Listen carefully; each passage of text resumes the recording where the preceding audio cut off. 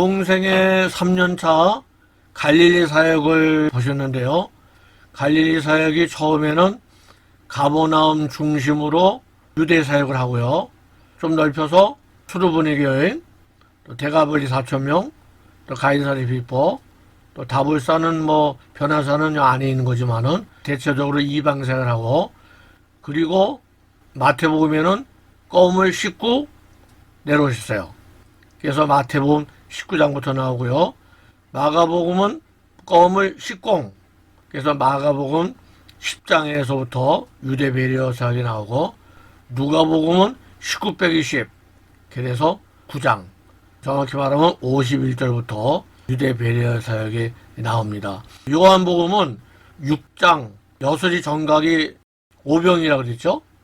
7장에 명절 끝날 초막절 때 가신 걸 보면은 요한복음은 7장부터 유대 베리어 사역이 시작됨을 알 수가 있습니다. 이렇게 좀 정확히 아셔야 우리가 복음서를 읽어나갈 적에 요거는 공생의 몇 년 차 어떤 얘기구나 이렇게 알 수 있거든요. 아직 때가 되지 않았기에 예수님께서는 예루살렘에 오르시지 않는다. 목숨의 위협이 있었기에 요단강 동편의 안전한 이방인 지역인 베레아에 머무시면서 활동하신다. 이 베레아라고 하는 것이 사도행전에 보면은 마게도냐 베레아이잖아요. 거기 아니죠. 이 베레아는 바로 요단강 건너, 옛날로 따지면 모세가 마지막에 머물렀던 모압 평지를 예수님 실 때는 베레라고 그러고, 원래 이방인 지역인데 유대인들이 많이 건너가 살았어요. 베레아에 예수님께서 공생 3년차 가을철에 많이 사역하신 것을 볼 수가 있어요. 부자 청년 얘기 나오죠. 그게 바로 이때에 말씀한 거거든요. 갈릴리에서 예루살렘으로 가는 길에 예수님께서는 몇 가지 사건이 있는데요. 70인 파송하고요. 또 제자가 되고 싶어하는 세 사람 만나고요. 또 초막절에 성전에 가르치시고, 이런 사건들이 있는데, 먼저 사마리아를 통과할 때 사건을, 이게 누가복음 9장 51절인데 그래서 누가복음 9장 51절부터 누가복음은 공생의 3년차 유대배력 사역으로 들어가는 걸 볼 수가 있습니다. 제가 말씀드렸죠. 오병이어가 9시 10분이라고. 9장 10절에 공생의 3년차 시작이잖아요. 오병이어. 근데 51절에는 사마리아를 내려가셔요. 공생의 3년차 갈릴리 사역이 몇 절 안 되죠. 9장 10절부터 50절까지가 공생의 갈릴리 사역이에요. 그런데 마태복음은요. 마태복음은 오병이어가 14장 13절이죠. 14, 13번. 14장 13절부터 껌을 씻고 내려왔으니까요. 18장까지. 여러 장이죠. 여러 장을 마태복음은 갈릴리 사역을 말씀하고 있고, 누가복음은 불과 50절. 한 장도 안 돼. 그 대신 이 누가복음은요. 9장 57절부터 나귀 타시고 감난서 넘어가실 때가 1919. 누가복음 19장 19절부터거든요. 거의 10장 정도를 유대 베리아 사역에 할애하고 있어요. 복음서마다 공생에 많은 차이가 있습니다. 지금 마태복음 껌을 씻고 출발했죠? 근데 나귀 타시고 간 건 21장에 나와요. 그러니까 마태복음은 유대 베리아 사역이 19장과 20장, 2장뿐이 안 나와요. 갈릴리에서 사역을 마치시고 사마리아 지방을 거쳐서, 여긴 거치는 겁니다. 유다 베리아 지방으로 오시는데, 사마리아에 오시면서 예수께서 성천하실 기약이 차감해, 그렇죠? 그래서 내려가신다는 얘기예요. 하나님의 역사는 항상 차는 역사예요. 참은 반드시 역사예요. 때가 차서 예수님 베들레헴 탄생하셨고, 가나의 혼인잔치도 어머니에게 아직 내 때가 안 됐습니다. 개인적으로 마찬가지예요. 그 때가 차야, 나아만이 6번 목욕할 때까지는 때가 안 찬 거예요. 7번 목욕하니까. 또 여리고서 무너질 적에도 6번 돌고, 7째 날에 6번까지는 또 안 돼. 7째 날에 7바퀴를 돌았을 때, 항상 하나님의 역사는 기약이 차야 역사하고, 그 역사는 반드시 이루어지는 거다. 이 마지막 때 역사도 마찬가지예요. 아직까지 때가 안 찬 거죠. 어떤 죄악이 가득 차고 옛날 소돔과 고모라처럼 그렇게 완전히 하나님 보시기 찼을 때, 그때 주님께서 메시아로 이 땅에 재림하시는 거거든요. 예수님과 제자들이 사마리아 쪽으로 가다가 한 마을에 들어갔는데요. 예수께서 예루살렘을 향하여 가시기 때문에 갈릴리에서의 북쪽에서 사마리아 거쳐서 유대 지방으로 가면은 안 받아주는 거예요. 분명히 그는 예루살렘 쪽으로 가는 거니까. 그러니까 갈릴리 사람들이 저 요단강 쪽으로 이렇게 돌아가지고서는 예루살렘 가곤 그렇게 했던 거거든요. 그걸 보고 야고보 요한이 예수님, 우리가 불을 명하여 하늘로부터 내려 저들을 멸하라 하시길 원하시나이까. 아니, 자기 집에 영접하지 않았다고 이 제자들이 불 내려서 망하게 하라는 거예요. 그래서 예수님께서 꾸짖으시면서 이런 제자들이 보면은 상당히 성급하고 너무 민도가 낮았다. 그런 사람들을 주님께서 택하시고 성령으로 거듭난 후에는 성경도 기록하고 또 순교도 당하고 그런 사람으로 변화된 것을 볼 수가 있습니다. 사마리아 쪽으로 가다가 세 사람을 만나는데요. 첫 번째 사람은 마테오 10장에 보면은 이 어떤 사람이 서기관으로 나와요. 같은 얘기가. 서기관이 요때만 해도 막 병자 막 낫고요. 또 수많은 사람들이 예수님 따라다니고 그러니까 이 서기관, 이 어떤 사람이 저 주님을 따라가면 뭔가 있다. 그렇게 생각했던 거지.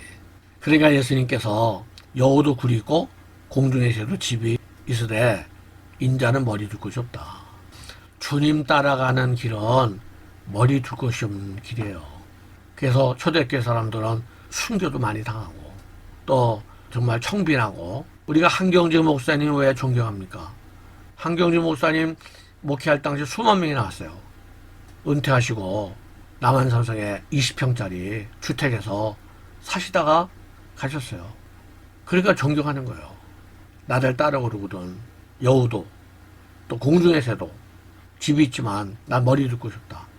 두 번째 사람은 나를 따르라 하시니 그가 이르되 나로 먼저 아버지를 장사하게 허락하옵소서. 그러니까 예수님께서 죽은 자들로 자기의 죽은 자를 장사하게 하라. 제가 이 주석을 좀 찾아보니까 아버지를 장사하게 허락하옵소서. 이것이 금방 죽은 것 같지가 않다. 아버지가 참 연로하신데 아니면 지금 병중에 있는데 마지막 잘 보살펴 드리고 그리고 따르겠습니다. 그런 얘기를 하는 거죠. 그러니까 예수님께서 죽은 자들, 이게 죽은 자는 뭡니까? 하나님을 모르는 자들이겠죠? 영적으로 죽은 자들. 그런 자들에게 죽은 자들 장사하게 하고 너는 가서 하나님 나라 전파라. 여기 뭡니까? 내 가족을 작별하게 허락하소서. 그리고 따르겠습니다. 그러니까 예수님께서 손에 쟁기를 잡고 뒤를 돌아보는 자는 예수님은 이런 사람들에게 뭐라고 말했습니까? 먼저. 나로 먼저 가서 그게 아니라는 거지. 먼저 하나님 나라 전파다. 여기도 가족이 먼저가 아니다. 먼저는 하늘나라 또 손에 쟁기 사명이다. 이게 먼저다. 이걸 우리가 기억해야 됩니다. 여러 가지 일들이 많지만은 우리는 먼저 그의 나라와 그의 일을 구해야 된다. 항상 우리는 주님 부르실 때까지 먼저 그의 나라와 그의 일을 구하는 그런 사람들이 되어야 될 것 같습니다. 그리고 70명을 파송했어요. 이 70이라는 숫자가 7의 배수 아닙니까? 성취 숫자다. 그래서 유다가 망한 다음에 바벨론에서 돌아왔을 때가 70년. 성전 회복이요. 그래서 이 70이라는 숫자를 우리가 그냥 보면 안 될 것 같은데요. 70명을 세워서 둘씩 보내면서 일꾼이 적으니 추수하는 주인에게 청하여 추수하는 일꾼을 보냈어서 이 70명을 파송한 것이 바로 지난 2000년 동안 또 지금도 계속 파송해 나가지만은 멀리는 선교사까지 전도자의 효시다. 시작이다. 볼 수가 있는데요. 일꾼이 적으니 이렇게 주의 사명을 갖고 나가는 자가 요사이는 점점 적어지고 있는 것 같아요. 갈지어다 너희를 보냄이 어린 양을 이리 가운데로 보낸 것 같도다. 전대 배낭 신발을 가지지 말며 길에서 아무에게도 문안하지 말며 어느 집에 들어가든지 오직 그 내가 전도할 집 거기만 향하라는 거죠. 들어가서는 평안을 빌어줘라. 받을만 하면 평안이 임할 것이고 못 받을만 하면은 되돌아올 것이다. 일꾼이 그 삭슬을 받는 것이 마땅하니라 그랬습니다. 이게 주님의 말씀이에요. 일꾼이 그 삭슬을 받는 것이 마땅하다는 거예요. 그러니까 그냥 참고 나가면 주님이 삭슬 주신다니까요. 지금 못 받는 것 같아도 그렇지 않아요. 가다 보면 주님이 주십니다. 열심히 하면은 반드시 주셔요. 여기 말씀했어요. 일꾼이 그 삭슬을 받는 것이 마땅하리라. 들어가면 병자도 고치고요. 또 하나님 나라가 가까웠다고 말씀을 전하고요. 그렇게 하라는 거죠. 만약에 너희를 영접하지 아니하거든 그러면 동네에서 나와서 우리 발에 묻은 먼지도 너에게 떨어버리라. 그렇게 하라는 거죠. 그러면 마지막 날 소돔이 그 동네보다 견디기 쉬우리라. 예루살렘에 예수님께서 초막절을 하셨어요. 그리고 그 다음 그 십자가 박힐 때까지 계속해서 유다, 베레아, 예루살렘 이렇게 다니시면서 말씀을 전하시는 것을 볼 수가 있습니다. 요한복음 7장에 보면은 유대인의 명절인 초막절이 가까운지라 그랬죠. 이때도요 형제가 올라가자 그러니까 내 때가 아직 차지 못했으니 너네 먼저 올라가라. 그렇게 이제 말씀하시고 조금 있다가 은밀하게 올라가셨죠. 그런데 요한복음 보면은 요한복음 6장이 오병이어죠. 그래서 요한복음 7장은 예루살렘 초막절이에요. 요한복음은 6장 한 장만 공생의 3년차 갈릴리 사역이에요. 굉장히 짧죠? 마태복음 14장 13절부터 18장까지인데요. 요한복음은 간단하게 한 장 맞추고 바로 유대 베레아 예루살렘 사역으로 오는 걸 볼 수가 있어요. 초막절이 가까운지라 내 때가 아직 차지 못했으니. 항상 이런 말씀들이 구약이나 신약이나 나와요. 그러니까 때가 차지 않으면은 아무리 기도를 해도 응답이 물론 주님은 알고 계셔요. 주님은 알고 계시지만은 응답은 안 와요. 하나님의 때가 탁 차야 그동안에 기도한 거에 응답이 되는 거야. 그러니까 여러분들 또 영혼들을 위해서 교회에서 기도할 적에 계속 기도하셔야 돼요.